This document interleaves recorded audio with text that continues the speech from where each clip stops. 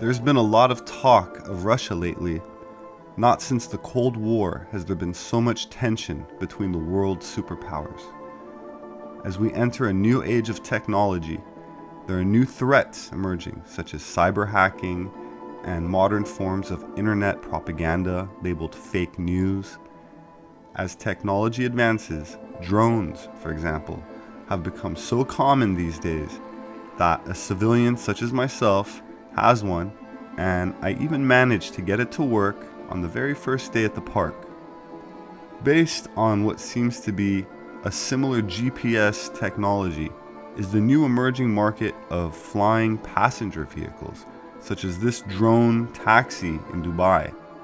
Even more impressive is this one designed by an Israeli company, which is rumored to hit the market in the next several years or so.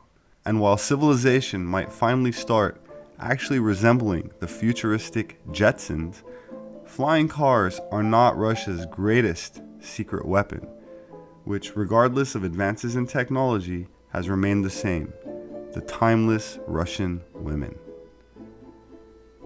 This beautiful dancing group from Russia has a secret technique, the floating step, that no one can really see. The Bereska ensemble was set up in 1948 by choreographer Nadezhda Nadezdina. Since then, it has become a symbol of sorts, something that Russia has been identified with. Every concert put up by Bereska starts with a circle dance called the Korvod, in which they perform the sliding step.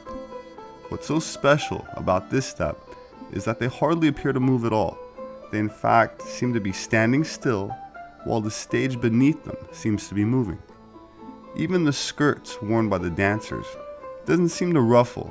The step was created by Nadezhda herself, and while it is nothing short of impressive, the exquisite beauty of the dancers helped to keep the audiences around the world mesmerized.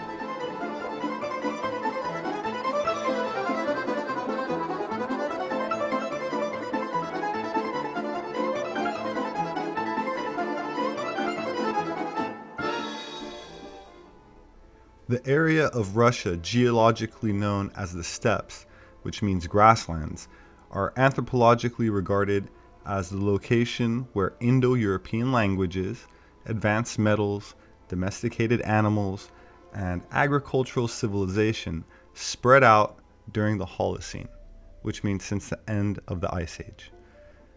These people have traditionally been known as Aryan, a term etched in cuneiform thousands of years ago in places like modern-day Iran, a nation that is incidentally named after the word Aryan.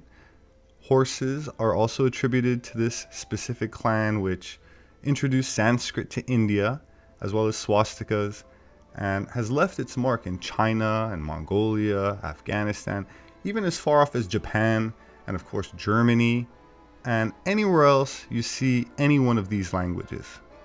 Famous equestrians, there are legends of a class of brave mythical women, often seen on horseback with bow in hand, famously or infamously known as Amazon women, the arch enemies of the ancient Greeks.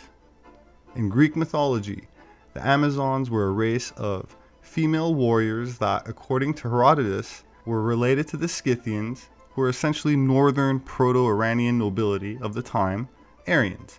Of course, they also inhabited Anatolia, which is modern-day Turkey, and Armenia, and include land around the Black Sea, which up until 8,000 years ago was fresh water, then following cataclysms turned salty, which could explain the Aryan dispersal or Aryan invasions in the first place.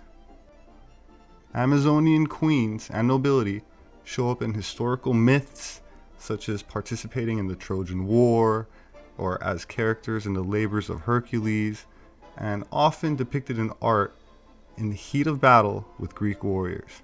According to Plutarch, the Amazons lived in and about the Don River, which the Greeks called Tanais, but which was called by the Scythians the Amazon. In some myths, it is said that no men were permitted to have sexual encounters or reside in Amazon country, except for once a year and only in order to prevent their race from dying out. They visited the neighboring tribe, and male children who were the results of these visits were either sent back to their fathers or exposed in the wilderness to fend for themselves. The girls were kept and brought up by their mothers and trained in agricultural pursuits, hunting, and of course the art of war, which they were good at, and would not kill all the men. Some they would take as slaves, and again, once or twice a year they would use for sex, etc. According to several ancient sources, in 1542, Francisco de Orellana, traveling through South America, reached what is now the Amazon River, naming it after a tribe of warlike women he claims to have encountered and fought on a small tributary of the Amazon. Afterwards, the whole basin and region, known as Amazonia in Spanish, were named after that river. So that's where it gets its name. In the 1911 edition of Encyclopedia Britannica, we read the following lines, and I quote, "While some regard the Amazons as a purely mythical people, others assume a historical foundation for them. The deities worshipped by them were Ares and Artemis, not the usual Greek goddess of that name, but an Asiatic deity, in some respects her equivalent. It is conjectured that the Amazons were originally the temple servants and priestesses of this goddess, and were ruled entirely by women who carried out the duties which elsewhere were regarded as peculiar to men, in whom alone the rights of nobility and inheritance were vested, and who had the supreme control of affairs." End quote. My name is Robert Sepper. I'm an independent yet educated anthropologist. Thank you for listening and for subscribing if you've done so. Please share my videos if you enjoy them. I rely on word of mouth.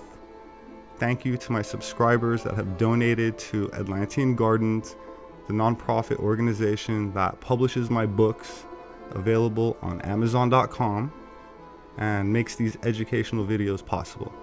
Don't forget to leave a comment. I'll see you next time.